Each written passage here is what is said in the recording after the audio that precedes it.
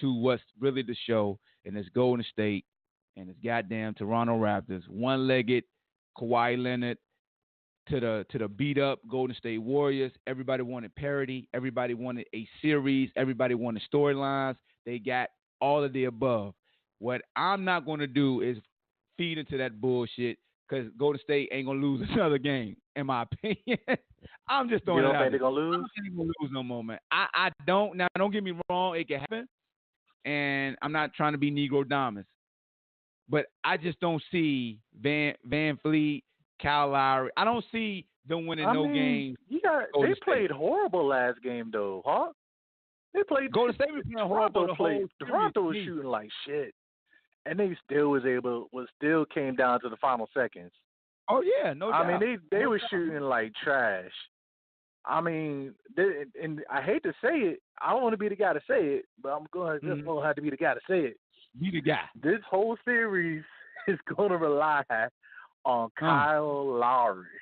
Oh, Mr. Lowry. Because if Kyle Lowry can at least give you 20 points a game, shucks, they have the best chance of winning. That's a lot. Kyle Lowry give me 20 points a game? Hell no. And he can't foul out. Think of it like this, bro. Real talk. For the same sentence you said that Toronto playing bad and they're still in it, think about Golden State and they past finals. This is the worst we've ever seen them play on this stage. Ever. Oh, yeah. 1-1. Yeah. Ever. Toronto is who I thought they were. I think that's a credit to defense, though. I think that's a credit to the defense, though. It's a credit to the. Look. I'm not gonna take nothing away from Toronto. You're absolutely right. That boxing one, they threw that at them.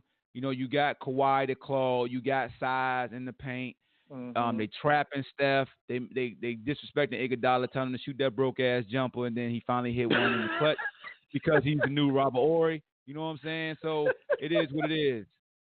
I mean, that's what they do. I mean, and Steph Curry talking about it's disrespectful to Iggy. You got damn right it's disrespectful to Iggy. Yeah, you got you out there. Yeah.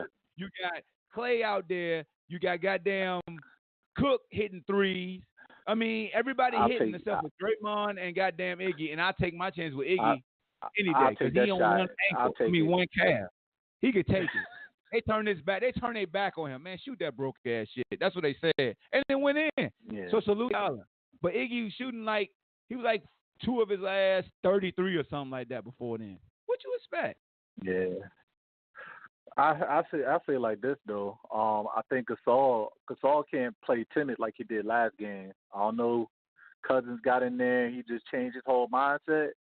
But he can't go in there timid like he know who Daddy first is. Game he was dominant. Gasol know who Daddy is. He know who Daddy is. People ain't forget. Every time he know who Daddy is, dog. I'm telling you. Gasol, hey, look, when Saul came out and scored 20 in that first game with Siakam scoring that 30, and everybody was all excited, I said, and they can go check on Anchor, the podcast recapping game 1. I said, and I quote, Golden State ain't going to lose another damn game. It took Siakam having a finals debut like Allen Iverson and Michael Jordan for y'all to win. Come on, man. That ain't gonna happen. Siakam, nope, psych. That ain't gonna happen again. And then, Kawhi had a terrible game by his standards too, though. That first game. Oh, he's been balling all series. He's been having a terrible series, though. He's shooting like 30% from the field. Yeah, them legs is going like by the game. Yeah, I hate to see it. Like the man, I was like, bruh, like. He's some trash. I feel like if his leg was a little bit more healthier, he probably would have got that steal that he was supposed to have gotten yesterday in the clutch instead of getting beat out by Livingston. Yeah. So yeah, man. That's tough. That's what I said. If Kyle Lowry could give you 20, if that's a big ass if. And no disrespect to Kyle Lowry, but man, look, come on, son. Because look. He got two things. Go ahead. He can't give you too much offense anyway because of Steph. His little heart beating. His heart is maxed out on defense because he know Steph gonna light his ass up. But they need something from Cal. Right now, Cal is averaging 10 punts. 10 punts. You are all, and he's shooting 30% from the field, 33 from three. He's shooting exactly 30%. So you telling me your top two all-stars, Kawhi Leonard shooting 38%, and Kyle Lowry shooting 30%, and both of them shooting 33% from three. That's some trash. And take this is the king of the North, Drake. This is the team you want Golden State to fear? Man, please.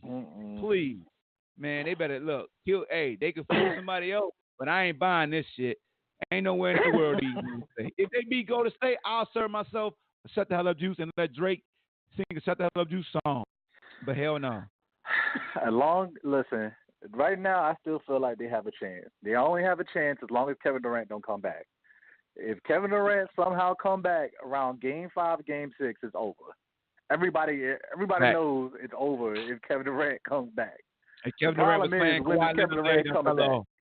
His head man fell off right now. If KD was out there, Kawhi out there, give me a wounded Kawhi Leonard trying to cover the damn Slim Reaper if you want to. He'll light his ass up. He only needs one leg. He got dirt turnaround jumpers. He only needs one leg. So he can hop around all he want to hop around. Yeah, hobble all he wants to. He better hobble his ass and get some. He better get some treatment because the Slim Reaper coming out for blood. It's Clay making it game three. If I'm Golden State, I got a huge decision because it's something like this. I feel like you could get away with sitting Clay game 3 because the reserves are going to be back at home and the Oracle will get them through one game without Clay. And I think this is the perfect game. He just freshly tweaked his hamstring. So you can use that extra. I feel like you could play. It's house money because even if you lose game 3, you still got another game at home. You can tie it up and go right back to Toronto, and then you know what I'm saying, try to steal it and then win at home. But if you messing around and play Clay, and his ass is some trash can juice, or something go wrong and y'all lose, and now he got to battle through on a quick turnaround. I think it's like 1 or 2 days, maybe 1 day. I don't know, bro. What you think? I think like this. Golden State, as of right now, they have all the momentum on their side right now. They don't have to rush. So even if Raptors come back and say they want to sit Clay down, because they're gonna play the long ball. So even if they want to sit Clay down for the next game, for the first game back in Oracle, and say if Golden State lose that game, they got all they have to do is wait till Game 5. If they wait till Game 5 and you come back to Toronto fully with everybody back, with KD back, with Clay back, you give Clay Game 3 to rest. He come back Game 4, and then get his legs from under him. You let the ball go through between Curry and Boogie for Game 3, and have Cousins getting his win back under him on Game 3, Game 4. If you come back full strength Game 5, it's over. So how you think Cousins' body going to react to the extended minutes, like the quad and this win? Like, how do you think he? I don't think he has to do too much. He could do just enough like he did last game. He had an awesome game. Minutes, I don't think he has to do too much. He did do well in those limited minutes he did play. I mean, Draymond is 1 assist away from averaging triple-double. I think Draymond got to get in where he fit in because Siakam. And man, y'all spent all year talking saying he was trash. The whole don't get me wrong. When it comes to him talking about he all that, he trash. But when it comes to people just putting him in the appropriate space, then I give him his love. But when folks start talking like he that guy, he trash in the guy section. Like when you go to the guy section, he's some trash. When you go to the third, he great. You know what I'm saying? In that section. It's all about what class you put him in. You know what I'm saying? Like, nah, it's like he's not exotic. He's not exotic. He's still that mid tier stuff. Yeah, he's still mid tier. You know what I'm saying? It's like, pump your brakes now, player. Like, come on now. We're talking Draymond. I mean, any dude that got to lose. I mean, I know he was coming off injury, but any dude that got to lose weight before the playoffs, first let you know he was some trash this year. Any dude that's working the makeup of their body and getting in better shape, first let you know they was ass during the season. And Draymond did that. Hey, Bean, what's good with you? What up, Hawk? How you doing, man?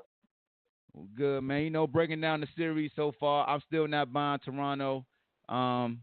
Even though the press is trying to, Jalen and everybody telling me 6 or 7 games. I already told you what got to happen. As long as KD stay out and Kyle Lowry at least give you 20.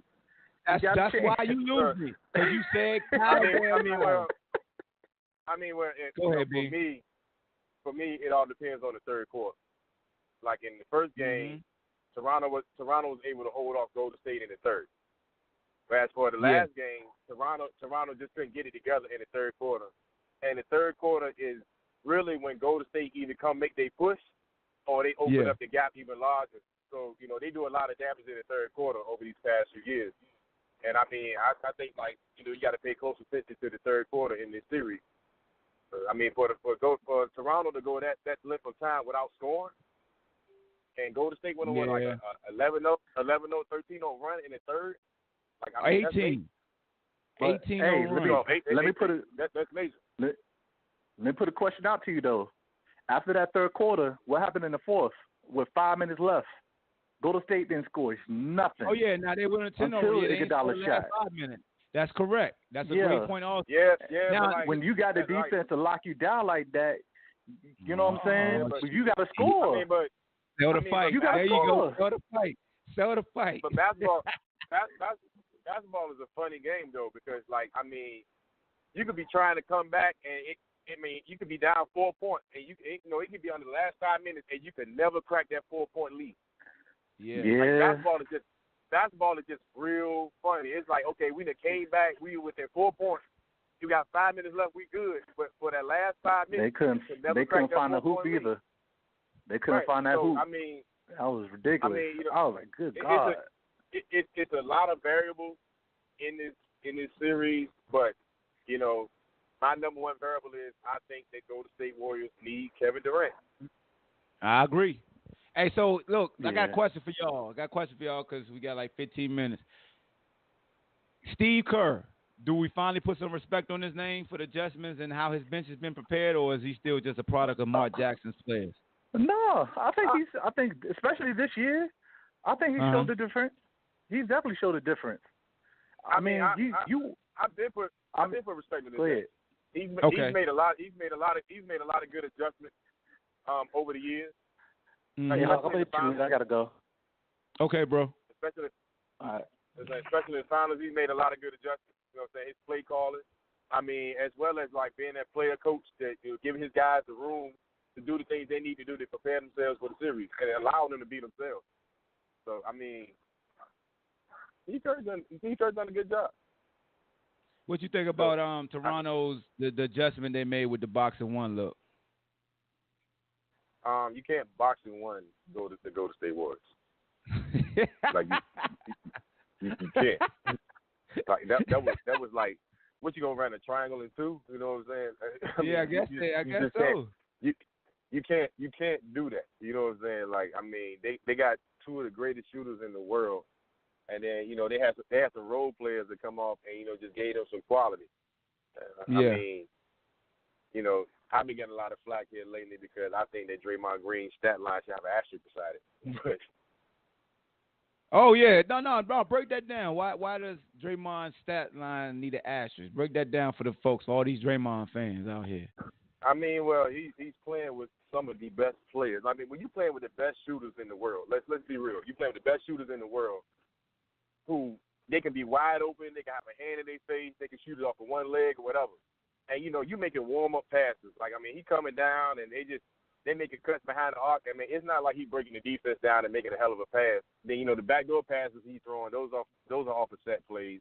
The alley-oop pass, to the big man, that's off of a set play. But he's not really doing anything to make you say, oh, he's a great passer. He's playing with the right guys. When you're playing with guys who can make shots, your assist column is going to go up. Then on top of the rebounding, let's be real. He had 10 points the last game. He had 10 rebounds the last game. 8 of them was on the defensive end, right? Yep. Okay, so therefore, when he's getting those 8 rebounds, pretty much all 8 of them, he's by himself. When he's going to get that rebound, the other 4 guys are taking off. Now, if you're in transition and you see Steph Curry taking off, I mean, it's natural. Hey, let me get him. So now these other four guys have taken off to try to cover the other four. So Draymond getting the ball on an uncontested rebound. He's bringing it up freely in a one-on-one situation because he's not going to get double teamed. Nobody's going to help off of their man to stop him. I mean, I'm just not sold on the effect. I think he's really benefiting from playing with these guys. I mean, I'm not taking nothing away from his passion of the game, but the game is easy for him. Like, I mean, I've never seen the game be this easy for a guy like it is for him. He can literally go one-on-one every trip if he wanted to. Yeah, that's true. That is true because when he's setting up, and the thing about his assists, it's not like he's getting pressured. Like, he has the clearest view to pass to Clay or Steph coming off one of those screens or those curls because the big is so wary of him blowing by them. I mean, and majority of the time he's making a pass to the corner for the wide open three. So, I mean, but you're playing with some of the best shooters in the world. Yeah. I mean, then on top of that, I mean, when he's coming up, it's not like he's really night in and night out going against the opposing team's best defender. Yeah. So, you can't knock a man for taking advantage. You can't take advantage. You can't knock a man for taking advantage of his situation. But at the same time, I mean, he getting a lot of hype, without people really breaking this thing down. So, I mean, it's a good series. It's not a blowout. It's a good series. I think Drake has made it an even better series because he's on the sideline trolling. He's on the sideline trolling. We've seen a lot of great adjustments on both sides of the ball. You can clearly see Golden State keying in on Kawhi Leonard because when he touches it, it's like three people around him. They kind of daring the other guys to beat him. I think that Fred VanVleet is outplaying Kyle Lowry. Coming off the bench. Marc Gasol, he had a hell of a first game, but he kind of fizzled out the last game. And what's the other guy? Siakam. I can never say his name. I knew he wasn't going 14 for 17. Siakam, I knew he wasn't going 14 for 17 in game 2. Yep. So that's the thing that worried me the most, man. When I saw Toronto win the first game, I was just like, Siakam played out of his mind. Then you had a 20 clip from Gasol, and I was like, that ain't gonna happen again. Like, I don't see either one of those happen again. But we can't count Toronto out due to the fact that Toronto got guys on the team who does have championship experience, like Kawhi Leonard. He's been there, and Danny Green has been there, and Serge Ibaka has been there. Those two guys have been there. So that's true. You can't count that out.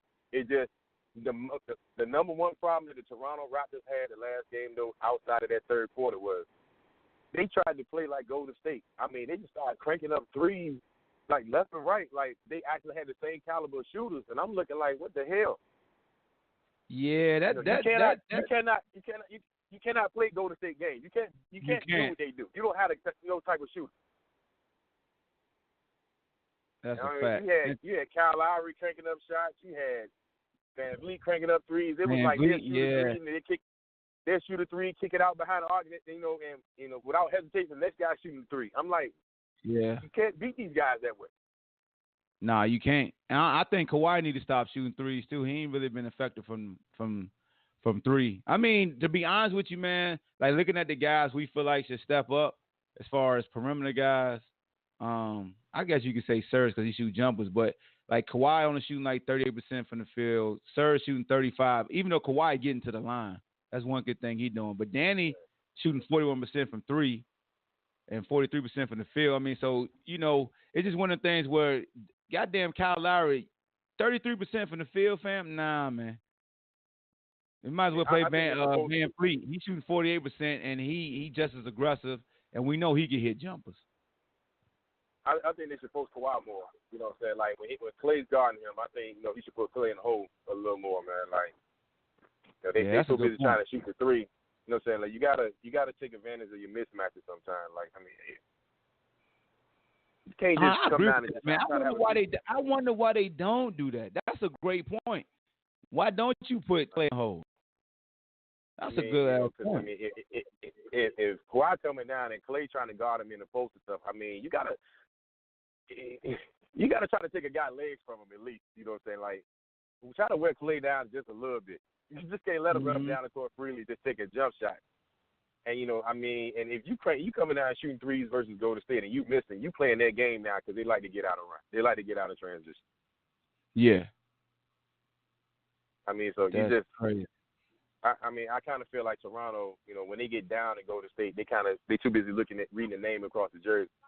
Golden State has that much respect in the league right now that I mean, we all been there when we playing against certain teams and you reading the name of the jersey. And it's like you're not playing who's in the jersey. You're playing the name on the front of that jersey, and that kind of come back and clip you. I mean, I just think they need to just get back and do what they do well. Do what got you there. Like, don't try to come a whole new basketball team, when you get to the finals. So can we say that Steph Curry is finally Steph Curry on the finals, or has he still been hit or miss for you?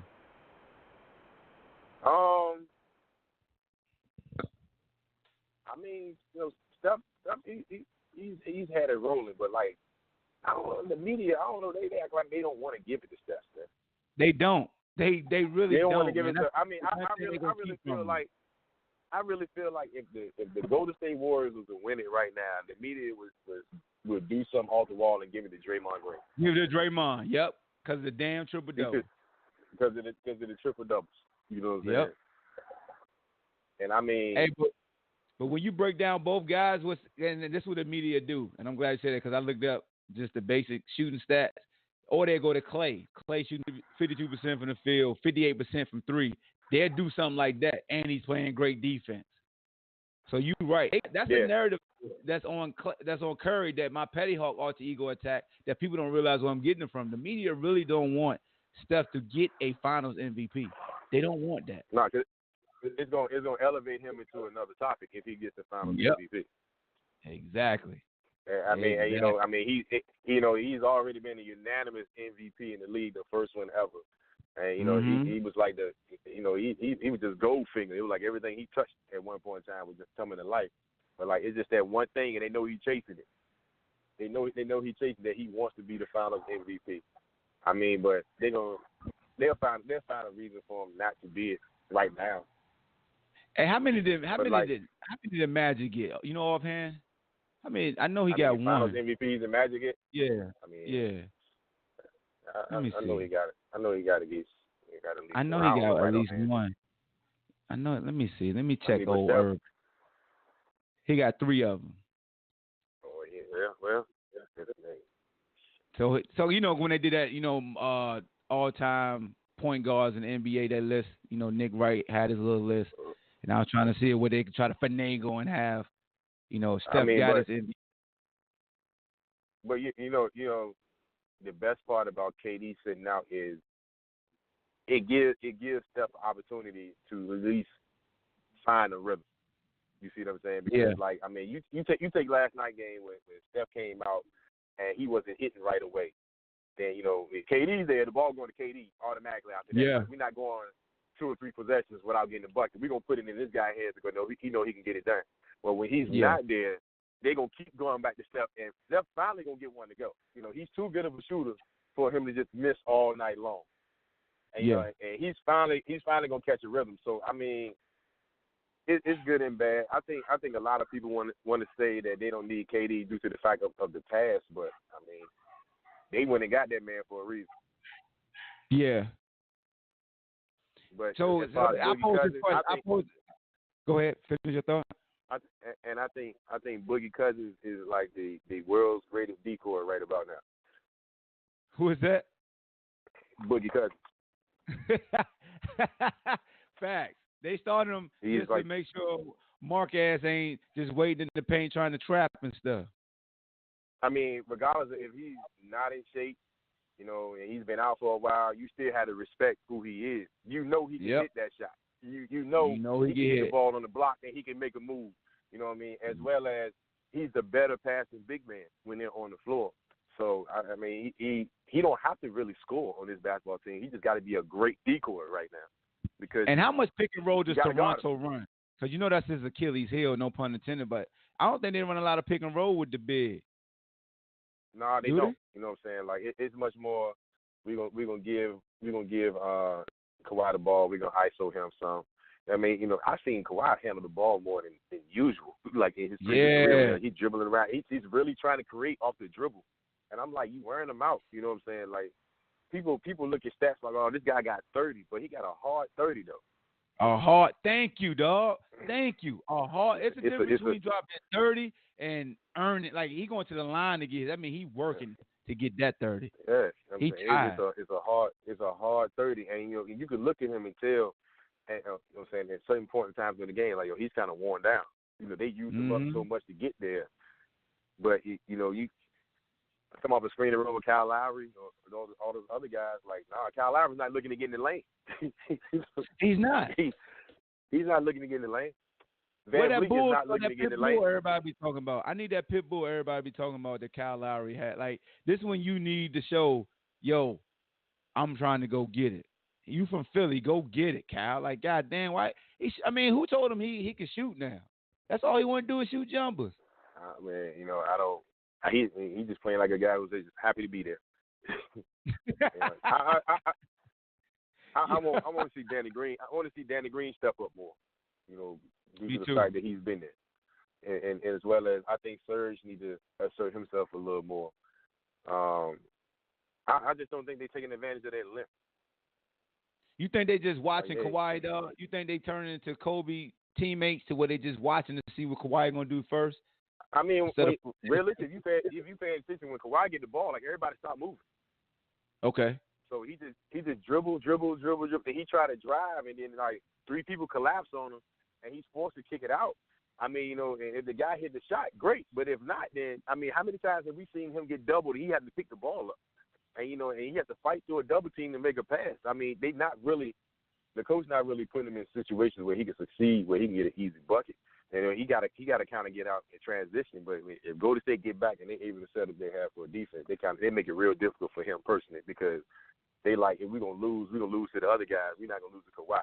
So I mean, Kawhi still hasn't had that big breakout game like what he's had, you know what I'm saying, on the way to get to the finals. Nah, that's a fact. So I saw a guy on my friends list was basically saying that the timeout that Kawhi Leonard took, the second to last timeout he took when he got trapped, cost Toronto the game.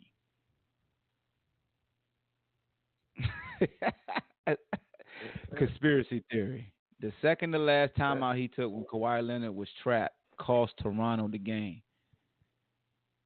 I don't know. I don't know if I'll go that far. That ain't even crossed my mind, to be honest with you. It was so much bad. So many things that took place. So, you know, they couldn't foul Draymond. They dared Iggy to shoot, which was hard, and he happened to make it. And Kawhi couldn't get that steal because of that bad will. What's your thought? I mean, well, with Iggy, you know what? I would play that card for 7 games. Leave him open. He hit one last night. You know what I mean? Yeah, he just hit one. I would leave his ass open all night long because, in my personal opinion, every time he shoot a jump shot, that's proof they need KD. He getting one shot too many, and I mean, if we at home are not confident in his jump shot, you know his teammates ain't confident in him. But I mean, you see how wide open he was when he hit that one? Yeah, they just turned their back like shoot that bro shit. Everybody was in the paint. When he caught it, everybody was in the paint. Like, it was nobody near him. It was like, I mean, go ahead and shoot that. And Nick Wright said he shot at you early. Nick Wright said he should have waited. You know Nick Wright. He said it was the dumbest shot ever. Man, you gotta shoot when you open, man. Hey, because you know if he don't shoot it and do what Nick said, they saying he's scared to shoot. Remember, like they were doing Key Head Crawford. Man, he's scared to shoot. So it's a double-edged sword. I mean, for Nick Wright, if your name is not LeBron James, he's not giving nobody no credit. You know, we all know that. Ever since Nick got ever since he got hair in his head, he's been acting real different. But I think Quinn Cook hit 2 big threes.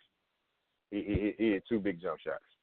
Yeah, he did. You know, Quinn Cook had been. I mean, quiet as kept. Quiet as kept.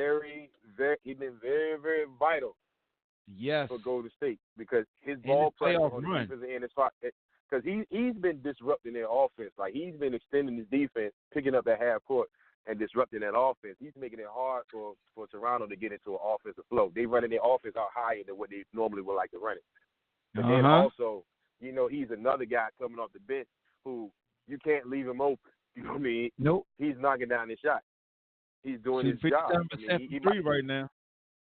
Right. So I mean, you know, you can't. You gotta pay him some attention now. So let me ask you something, man. If Klay don't play game 3, does Steph have to have a big game so they can finally say, okay, he don't need an ultimate sidekick and he can get the job done? Because there's a lot of narratives they use versus Steph. To answer that question, hell yeah, he got to have a big game because he's the guy. When you the guy, you get paid the big money and stuff. Hey, all right, man. You know what I'm saying? You've been a 2-time MVP. You this and that. It's time to show and prove. You know, but you know what? The other person who really needs to have a big game, Draymond Green. Draymond goddamn Green. Because, you know, if Klay, if you already don't have KD, if Klay sits, that kind of elevates Draymond Green to your number 2 guy. Oh, yep. Now Dre got to be top 2. His role changes then. You know what I mean? And like, can he step up and carry the load now that he's dependent on more offensively? So, what old Draymond gonna do? He can't just stand out there and pass it to Steph all night long. You know what I mean? They're gonna turn their back to Draymond too. Tell him to shoot that broke shit. They're gonna do that to him too. Shoot that. I mean, because he's drive to the cup though. Because I mean, having KD there is a luxury. Because when Steph getting double teamed and stuff, all you gotta do is just throw it up to a 7-foot guy who you know can get it done and tell everybody to get the hell out of the way. Get the hell out of the way. When you got a 7-foot outlet that can put the ball on the floor and got a jump shot, that's a luxury. I mean, you know, that's a hell of a safety net right there. Yeah. But you know, I think Klay plays, man. Well, we're gonna see, man. I don't think Golden State risk it all and have him sit out. You know what I mean? Like, you see, they still playing Iggy. Iggy, I know they didn't come up with that calf, but you know he's still out there playing. And look, we both know that shoot up only work like 2 times because your body gets exactly. You got 2 games to get shot up. But my other question though is, if Klay plays, how much does Toronto attack him if they know he got a bum leg, if the hamstring isn't at full strength? You know, are they gonna allow Golden State to hide? Because you can't put him on one of the better guys here. That's what I'm saying. You can't put him on Kawhi. No, you can't. I mean, Iggy will have to check him with the calf now, or you just have to trap him or do something. But you can't if it's in the middle of his hamstring, he'd be fine with a sleeve in the shot. But if it's close to the butt, or if it happen to be low, close to the knee, especially if it's close to the knee, he could cancel it because ain't nothing gonna help that out when it's down that low. Up by the butt ain't that bad. It wasn't that bad for me. And I know Chris Carter was talking this morning on First Thing First, but I know in the middle of the hamstring he'll be fine. Like, I played through a lot of those in the middle of my hamstring. So let's play the game of matchups now. So you got Iggy, who's hurt. He got a hurt calf muscle. Who do you put him on? Who's he guarding right now going into game 3? Oh man. Because you got you got one of your better defenders in Klay Thompson, who also got a bum leg too. Who does he guard? Are you going to risk it and put those 2 guys, like have them guard Kawhi, or are you going to move one of them to Siakam? I mean, eventually. I think I'll sacrifice Iggy. I'll let him check Kawhi and just, you know. But when Iggy goes to sit down, then who do you bring on to guard Kawhi? Because they normally rotate Klay over to Kawhi when when Iggy sits down. So I mean, it kind of messes up your defensive rotation. Now you got. Can you afford to put Looney on him? Can you afford to put Looney box on him? No, you can't do that. Or Jordan Bell. You can't do that either. You could try to throw Livingston length at him, but well, okay. They gonna get cooked. So you gotta have Draymond. Draymond's gonna, you know what I'm saying, he's gonna guard Kawhi sometime. But now you're gonna take one of those smaller guys and put him on Siakam. I think that's what they're gonna do. They play trust you, trying to use Siakam in a sense of, can he facilitate on his own versus like slashing off a pass from Kawhi from a rotation or something like that. Like if I was coaching, I would take my chance with Siakam. Like see if he'll keep trying to score. I know the first game at home, but on the road, like will he keep? Look, will that antenna stay up to say, oh yeah, I got one, or will he say I'm gonna just go back and defer?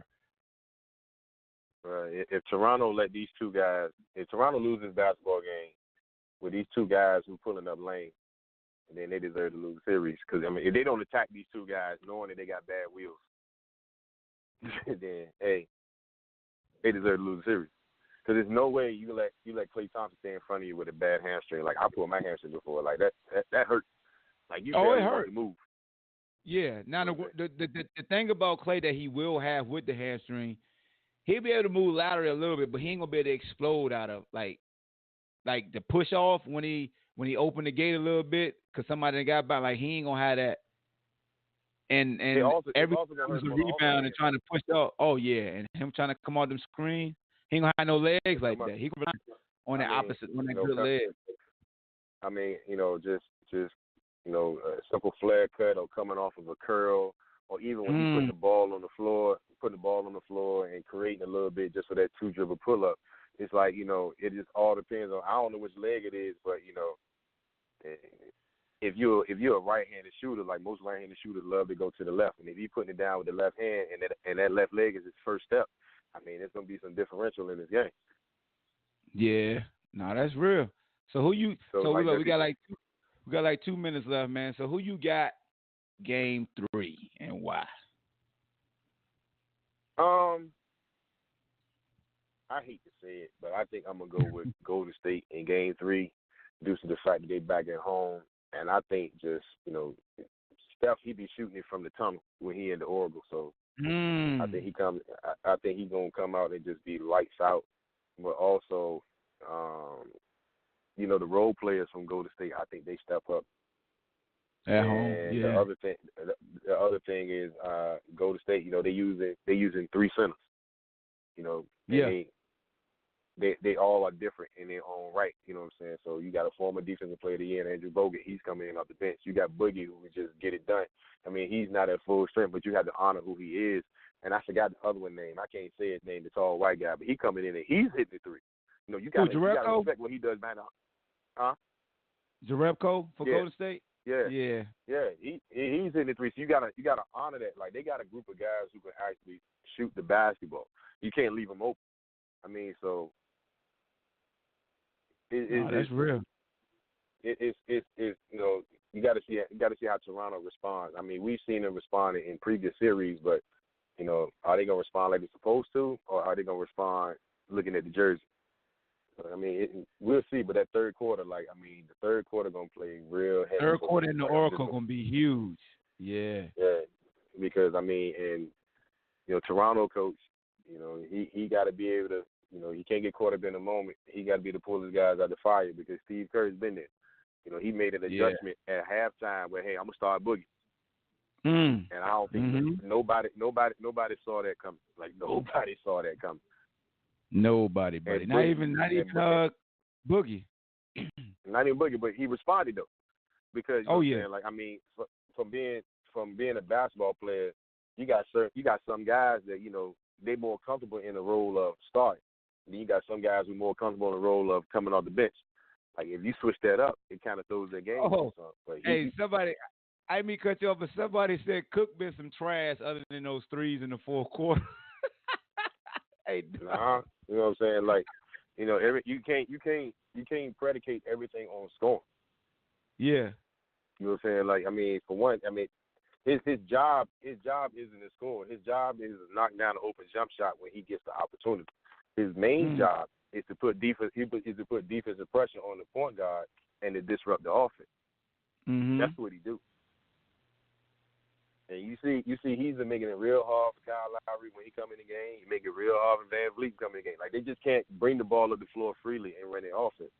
So, I mean, It ain't all about scoring. Like, some guys just got a personal role when they come into the game. Like, this is why you're on the team. You here to put ball pressure on the ball. You here to, you know what I'm saying, make the right passes. You know, he don't. How many mistakes does Quinn Cook make when he come in? He's not turning the ball over. Mm-hmm. He's sneaking in, getting a steal every now and then. You know what I mean? Like, he getting you a couple rebounds. Like, what's his plus or minus? What's his plus or minus for last night? Let me see. Quinn Cook plus or minus. I know I think that was. I just had it up. Hold on. Quinn. His plus. Oh, he was actually -7 when it was in the game. When he was in the game, his plus minus was -7. Yeah. Oh wow. Yeah, he was -7 this game. Well, I mean, that statement might have been true then. He was trash until he hit the last 2 jump shots. You look at it plus and minus column, yeah, because like that's what it boils down to. But I mean, at the end of the day, I mean, he's been playing some real good defense. Steve Kerr still sticking him out there, so he's doing something right.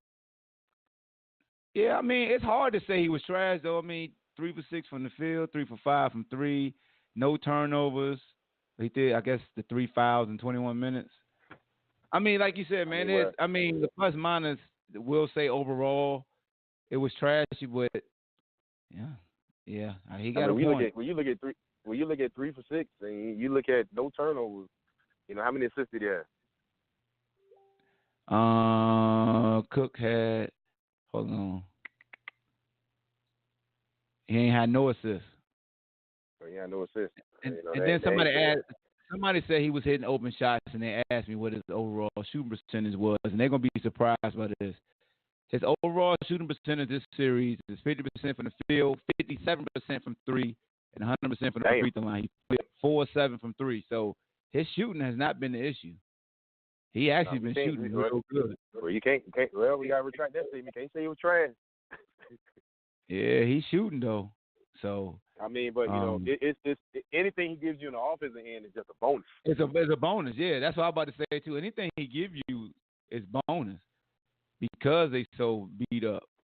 I mean, this game, his plus minus was -2, so he basically -9 right now. He has 6 points. I mean, 1 for 2 from the field, 2 for 4 from the 2 for 4 from the field, 1 for 2 from the 3-point line.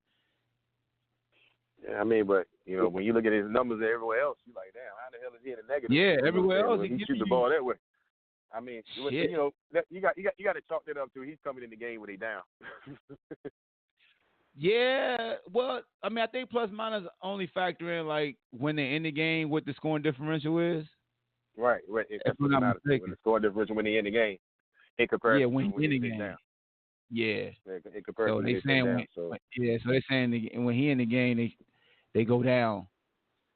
But I mean, you never know, man. You just never. I mean, know. when he check in though, they lose. Yeah. No, but I think the plus minus will still favor him even if they lose and if he on the court and they outscore the opponent. But that's all I got, man. God dog. I'm hoarse from my street ball game, BCBA. We're going into week 2. We'll have a show tomorrow live on Facebook. I seen your post. Man. Stop being so hard on the dudes too, man. Hey, man, you got mad at you, ready to fight you out there. You got to spark that fire. Look, everybody in the gym today, that's all I wanted. They sending me texts and stuff, showing me what I told. I said, that's what I want. They try to disrespect the brand and come out there and thinking that they was going to put up 20 and 15 points and they was some trash can juice, but they know now. They're in the lab. I mean, well, they should be paying you no attention anyway. For real. They know I'm ruthless. That's just like having Drake on the sideline. So you can't be paying them no mind. What? Hey, they listen to me while I'm on the mic. I'm like, don't worry about me. You better worry about making this shot. That's the only way I'm going to stop if you make shots. If you keep taking them, talking about, well, you play me, I done got you. I'm not playing. Oh, damn. For a reason. Oh, damn. They challenging you. They challenging you while they out there? They'll challenge me. Talking about you some trash. I be like, I ain't trash on this mic. Trash on that court. I'm better at my job right now than you are at your job, and they can't say nothing. We film every game, so it's gonna be up on Facebook. hey, yeah, you gonna have hey, guys babe, I out there. appreciate you calling in, dog. No doubt, my man. No saying, like, easy off. All right, bro. That's my man Bean calling in. Darian, salute to you for calling in using the Connor Murray Realtor Hotline. As always, sponsored by Aber Insurance. Also, my man Billy and Charlene White, also proud sponsors of the BCBA. Also proud sponsor of the Jelly Fam, who are 1-0 in the BCBA. So make sure if you're in Charlottesville, man, you need some insurance, you go and holler at Aber Insurance. Go to aberinsurance.net. Tell them the BallHawk sent you. And if you need somewhere to live, holler at my man Connor Murray Realtor.